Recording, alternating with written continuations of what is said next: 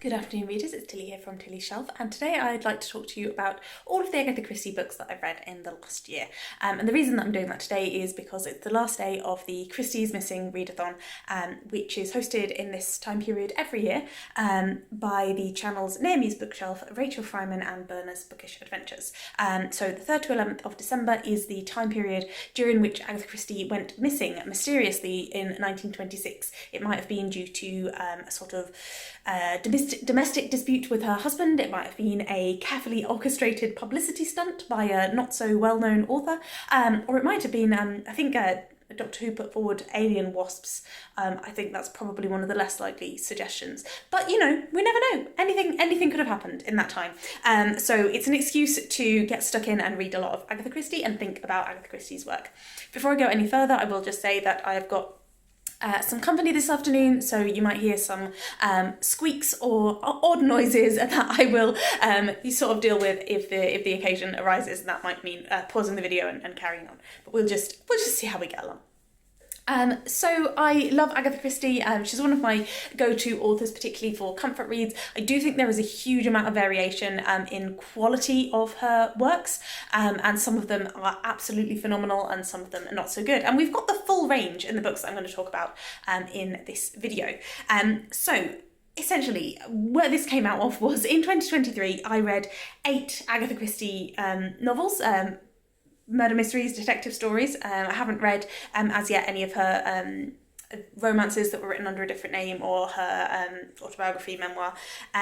So I read 8, of which 4 were new to me and 4 were rereads. And at the end of 2023, I thought to myself, you know, that's way too many Agatha Christie's, too many books by one author, and particularly too many rereads. So, you know, 2024, I'm gonna try and branch out a little bit and definitely have less repeat reads. So what was the end result? Well, I read 9 Agatha Christie's, of which 2 were new to me, and all of the rest were rereads. So why do I like rereading Agatha Christie so much? Well, I hope that we're going to talk about that a little bit more later on in the video. I am counting 10 for this video because I read one of them in the last week of 2023, so it's still within this year, I would say. So what I'm going to do, I'm going to rank them from the worst one that I've read this year up to the best, and I'm going to talk about, you know, what happens in each of them and why they occupy that position in the ranking. So without further ado, let's get started. The worst book of the 10 that I read in the last year was Halloween Party. So Halloween Party was published in 1969. It's right at the end of Agatha Christie's sort of working career, I suppose, and it's a Poirot, and like with all the Poirot novels, he never ages throughout, so we get this discussion of how old he is, but he's just like a retired Belgian detective that somehow lives for sort of another 60 odd years.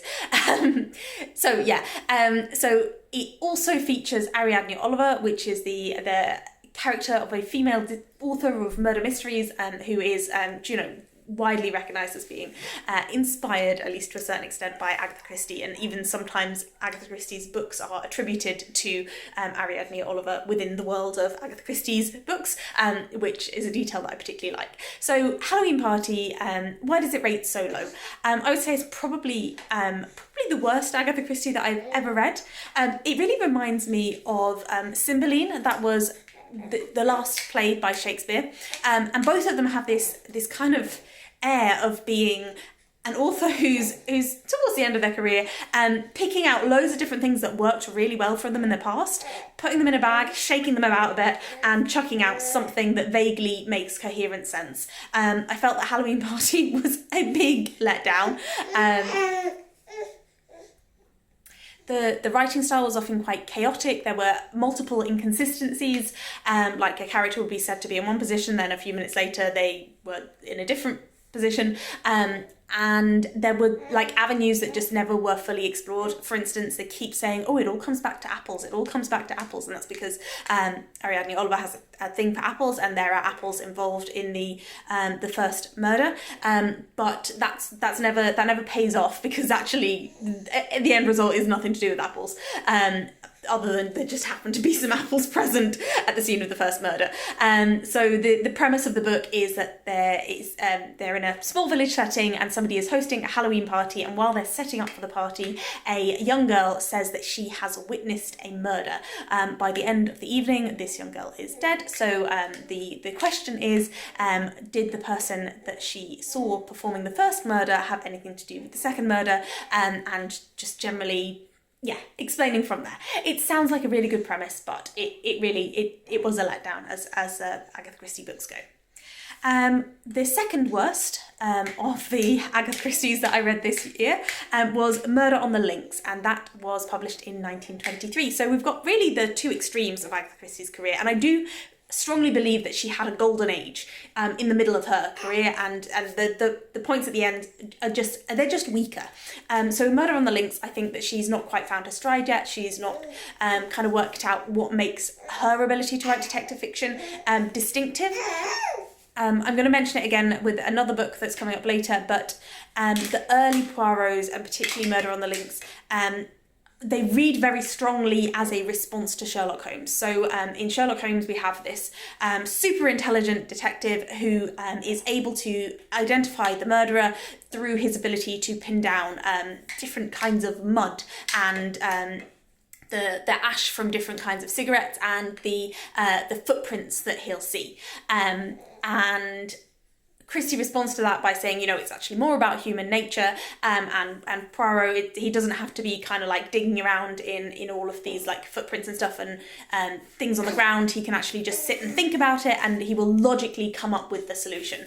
I do like that about Poirot, but I like it less when it's so obvious that she's kind of writing back to Sherlock Holmes.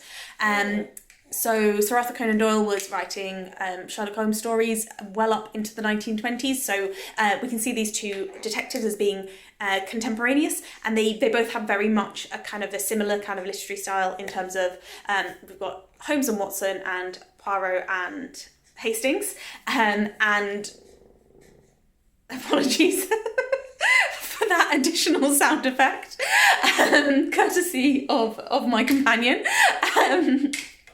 So we have Holmes and Watson, and Christie even references Holmes and Watson quite a few times in the early Poirot books, and she has Poirot sort of referring to Hastings as Watson and so on. Both of them have this kind of hierarchy thing where the great detective keeps telling their humble assistant, who in both cases is a man who was injured in a war and comes back and starts lodging with the detective. There's too much similarity, I would say. In both cases, we have the great detective kind of talking down to their assistant and kind of saying how stupid they are and how blind, how they're completely incompetent and unable to spot the clues that are in front of their faces. A sort of elementary Watson idea. I like that less in Christie's style, and I like it better later on when she progresses out of that. So Murder on the Links is set in France, so I read this for the Christie's Missing prompt to read a book set in a different country, and a man summons Poirot's assistance because he fears his life is in danger, and by the time Poirot arrives, the man has been found dead. I feel like this murder mystery falls down in multiple counts, and it lets down the reader by breaking some of the rules of good fiction in terms of character introductions and stuff like that, and uses some fairly cheap tricks. I think that Christie moves so far beyond that kind of trick later on in her career that it's kind of sad that she felt the need to use them at the start, and I think if she'd only written a couple of books and Murder on the Links had been one of them, like her first 5 books, say, are really just, we wouldn't remember her the way that we do now, because they're all kind of weaker and based on sort of ridiculous far-fetched disguises. Speaking of far-fetched disguises, that leads us on to the next book in my ranking, so the seventh best or third worst Agatha Christie book that I read this year, and that was The Mysterious Affair at Styles, written in 1920, and that was the first Agatha Christie and the first Poirot. And I read I read this thanks to Emily at Novelle Novels, who picked it as the first book in her Agatha for Alice challenge. So that's to read an Agatha Christie book every month as a sort of a tribute to Alice from Alice in the Giant Bookshelf, who we sadly lost earlier this year. So we started with Mysterious of Ferret Styles because it is the first one, so it makes sense. But yeah, I stand by the fact that she gets better as she goes on. The reason Styles is better than Murder on the Links is because the characterisation is a lot better. We get the introduction of Captain Hastings, so we hear a little bit more about him personally, and like we haven't had the chance yet to get a bit tired of his obsession with pretty young women with auburn hair and things. And we get a really nice wartime setting. So we get a First World War country house and seeing how the country house is affected by the war that's going on in Europe at the time. And we meet Poirot for the first time in his situation as a war refugee from Belgium. So yeah, that makes Styles just slightly better than Murder on the Links. Next up then is another Poirot. There's a bit of a theme going on here, and you know, we do know that, well, if you've watched me talk about Christie's before, you will know that Miss Marple is my favourite detective, not Poirot. The next on the list then is Murder on the Orient Express, written in 1934, and like Halloween Party, Murder on the Orient Express, this was the first time I had read the book. Unfortunately, I saw the film before I read the book, which I always try to avoid doing, but I think for some reason I couldn't get out of watching this film at some point for some kind of social reason. So yeah, I had obviously an idea what the end was going to be. Murder on the Orient Express, a bit like Murder on the Links, but for very different reasons, is another book that I feel kind of breaks the contract between the writer and the reader. So this was published in 1930, and it was, you know, a lot of people categorise it as one of her best works. I personally don't, because I feel that it's just too far-fetched, and yes, a lot of her books are quite far-fetched. We're dealing with, you know, like locked room mysteries and, you know, settings where somehow only these 5 people could have killed the person and they all have a really pressing motive and blah, blah, blah. But the end of Murder on the Orient Express, for me, it doesn't fit with human nature for it to have happened the way that it does. So yeah, that's why I have to rate that a little bit lower, and I think also there's too many characters. We don't really get a good sense of who's who and why they're doing what they're doing. So yeah, next on the list then, so I think we're halfway. Yes, this is the fifth from the bottom, and that is Poirot Investigates, written in 1924. So this is a collection of Poirot short stories. I thought this was new to me when I started reading it this week for Christie's Missing, but as I got stuck in, I realised that it was all very familiar and I must have read it before. Oh, I've just realised that I've got the books. I could be holding them up. So this is one of the old pan editions of Poirot Investigates, and I will just quickly show you my copy of Murder on the Orient Express. This one's actually really cool in terms of secondhand book cool, because it once belonged to Hope School. Hope School in Orkney, and then I picked it up in the very lovely Betty's Reading Room, which is like a free library on one of the Orkney Islands, in memory of Betty Prichter, a wonderful teacher and friend, and that's a really lovely place to visit if you happen to be in Orkney and have some time to spend on books. So yeah, going back to Poirot Investigates, again, like Murder on the Links, this reads far too much like she is trying to imitate Sherlock Holmes and put her own spin on it, but it's just too close, and there's too much. You know, there's moments when they're sat in the lodgings and Hastings is looking out the window and he looks and he describes somebody on the street and he says, this is, you know, what on earth's going on? And Poirot's like, that's going to be a client who's going to be coming to consult me on detective things. And I think the problem that I had this time reading Poirot Investigates was that I just read a lot of Sherlock Holmes short stories for Victober, like, just over a month ago. So I wasn't coming to it fresh. I had all of that Sherlock stuff in my mind, and I do think Sir Arthur Conan Doyle is just a slightly better writer when it comes to short stories. I would say that Conan Doyle, his longer works are a bit weaker. His short stories are absolutely fantastic. Christie, longer works, really great. She has more space to develop characterization and to build the mystery. Shorter works tend to feel a little bit rushed, and particularly the denouement at the end of every one of them is always just like a garbled paragraph of Poirot just summarising everything. And yeah, it just often doesn't flow very well. So yeah, that was Poirot Investigates. So now we're stepping up into ones that I really enjoyed, actually. So kind of like the better ones, I suppose. And the first of those was the ABC Murders. This is another nice old pound edition. I do try and pick up Agatha Christie's whenever I'm in secondhand bookshops, and I love getting the older copies because I think they just often have some fantastic covers.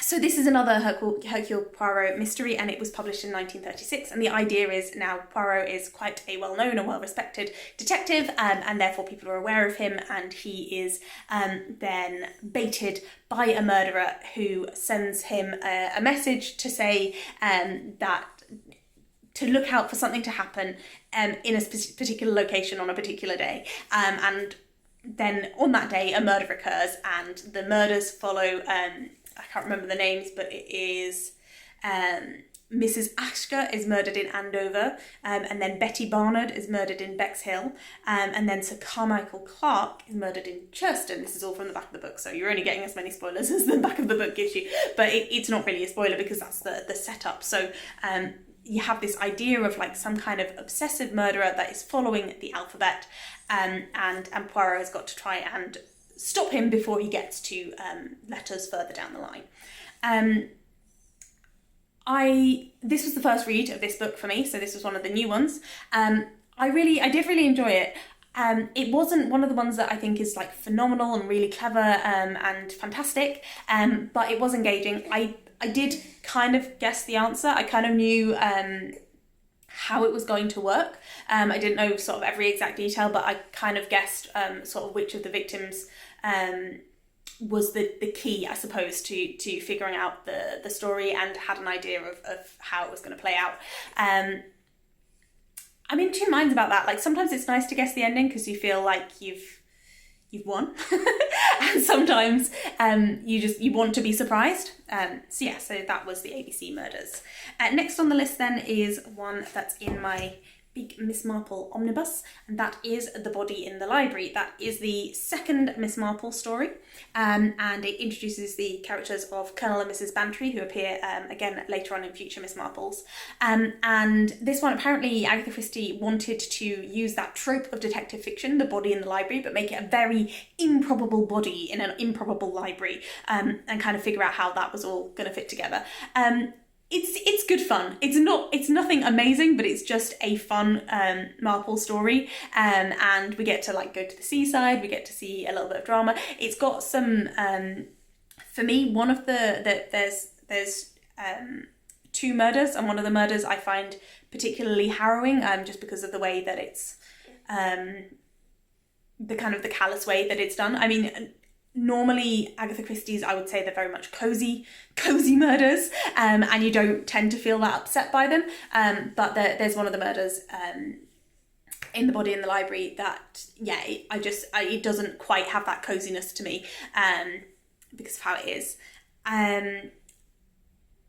But yeah, I really enjoyed getting back into the Miss Marple world. We're into the Miss Marple section of the video now. And I read this for Christie's Missing. I think I read it for the prompt of... Do you know what? I can't remember which prompt, but I read it and enjoyed it, and that's the important thing. It might have been military, one that features a military man. That was the group challenge for Colonel Race, because of Colonel Bantry. The next on the list then is also in this big chunky omnibus, and that is Murder at the Vicarage from 1930, and that is the first Miss Marple.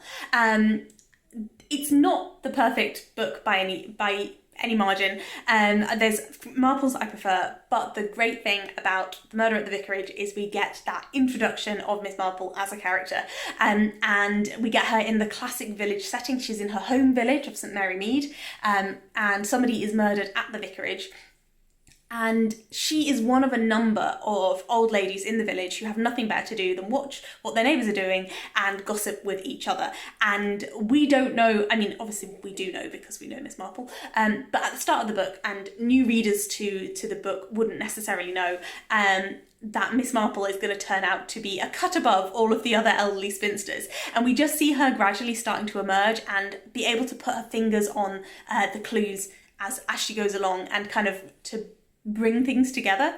So yeah, I really like that. In general, I was going to talk about why I like to reread Agatha Christie's, and this was a reread for me. I've read it at least once before. It's something to do with the comfort factor and the certainty. It's the myth of the resolution that is so often lacking in real life. In real life, things happen and there's not always a logical reason, and they can't always be explained.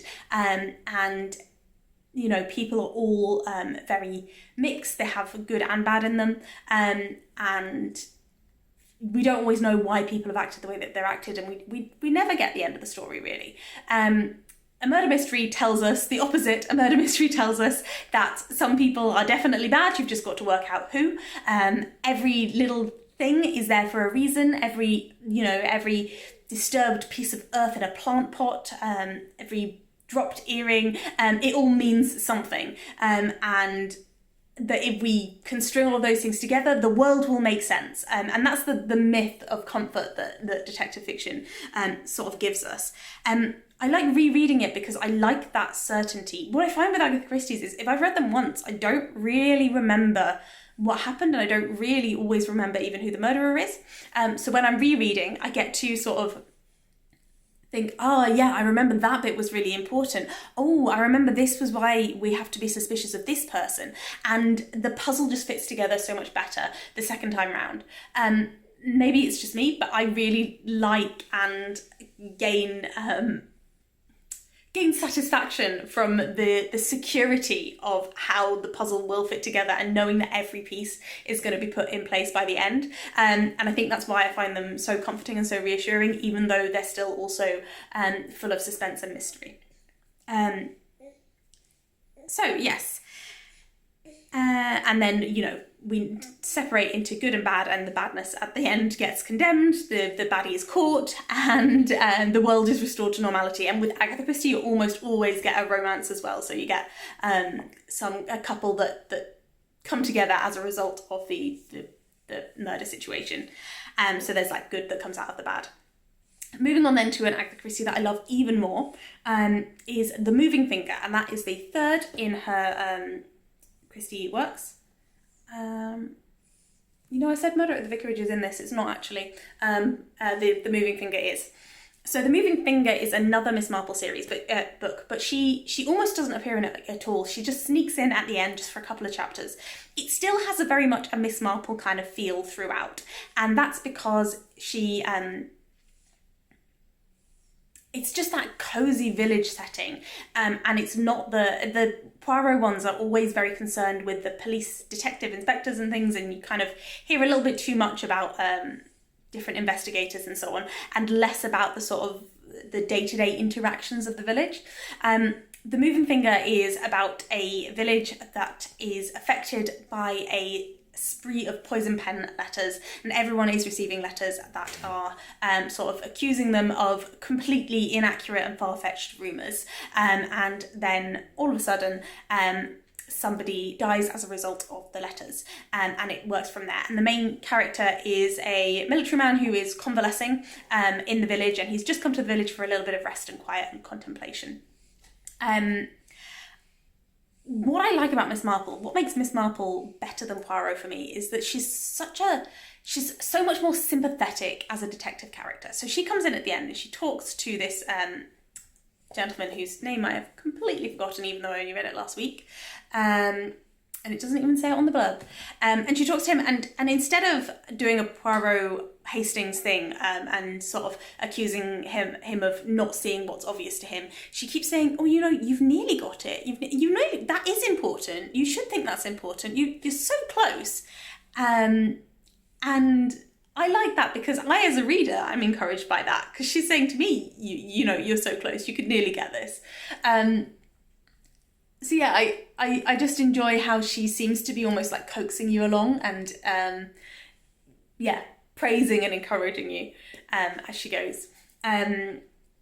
I think the resolution to The Moving Finger makes so much sense, and I really enjoy it as a book. I've read it several times now. I think it's one of the first Agatha Christie's that I read, actually, so it's got that kind of historic thing that I like about it as well. There's quite a good adaptation that I've also seen. Finally then, that's from 1942, I should have said. So yeah. Finally, the last Agatha Christie that I read in this year period, and the best that I would, the one that I would rate most highly is The Murder of Roger Ackroyd. And this is another one that I read because of Emily at Novell Novels. It's a reread for me, and I have previously reviewed it on this channel, so I'll try and link that at the end or in the description or somewhere, or I might not. It's who knows at this stage. The Murder of Roger Ackroyd, I would say, is one of Agatha Christie's best books. It vies with And Then There Were None for me for the top spot, and I also really love A Pocketful of Rye, but I think I like that because I like it, but this is actually a better book. It's another small village setting. This time Hastings has gone away. Hastings has gone to live in South America, and Poirot is by himself, and his neighbours, it's written from the perspective of his neighbour, and they just think he's a bit of a weird guy. They think maybe he was a hairdresser because he's got this fancy moustache, and then somebody is murdered. Somebody's murdered, and Poirot suddenly reveals that he is a detective genius. And I think I like it better. It's a shame because I actually do like Hastings as a character, but I like this better as a Poirot because Hastings isn't there and we don't get this kind of dismissive tone from Poirot all the time. We actually get him missing his friend and being a bit affectionate and kind of sweet, and that's endearing. And it's because it's from 1926, it's like she's found her stride, she's worked out what works for her, and she's worked out as well what's been done before, and instead of trying to sort of copy off of previous authors and rewrite Sherlock Holmes and all of that, she finally sort of strikes out into something new. And I think it's pretty key that somebody in the Discord group told me this. I didn't know this before. The doctor's wife, so his neighbour's wife, is this kind of slightly older spinster lady who's like really finger on the pulse of the village gossip. And that character, she enjoyed it so much that she was inspired to develop that character into Miss Marple in future. And I think it's that realisation that she had of like the thing that makes her unique is her understanding of English village life, and it doesn't have to be all about big intrigues and so on. It's just the interactions with people in a small space that makes for an interesting story. And that's the direction that she goes on in her future sort of writing career a lot of the time. I think it's reaching that turning point and finding that's what she wants to focus on that makes this book. It's one of the things that makes this book fantastic. That and the fact that all of the characters are drawn pretty well. For saying it's a fairly short book, you get a sense of who everyone is, and the reveal at the end, I absolutely love. This is, I think, the third time that I read this. I don't think I'll read it again anytime soon because, you know, there's such a thing as reading a book too often. But it is, if somebody's asking me which Agatha Christie's they should read, I would say this is an absolute must read. She's written 66 books and 15 short stories, of which I've read in total about 30. I say about 30 because some of them I can't quite remember if I've read them or not. But if I was picking like 2-3 for somebody to read as an Agatha Christie newbie, this one would definitely be on there, and I would say to anyone, unless they were an Agatha Christie completionist, just don't bother reading Halloween Party. It's not good. Don't do it to yourself. So yeah, I think that's pretty much everything that I wanted to say. This ended up being a longer video than I had planned, and my voice is now very tired. Thank you very much for watching. Let me know what Agatha Christie's you've been reading this year, and if you're planning to read any next year. I will be carrying on trying to read one a month for the Agatha for Alice project, depending on how things go. I'm going to try maybe not to read 5 in a week again, because this week with the Christie's Missing Readathon, I really kind of went a little bit too strongly on the Agatha Christie's. So yeah, time to read something a little bit different. Thank you very much for watching, and take care.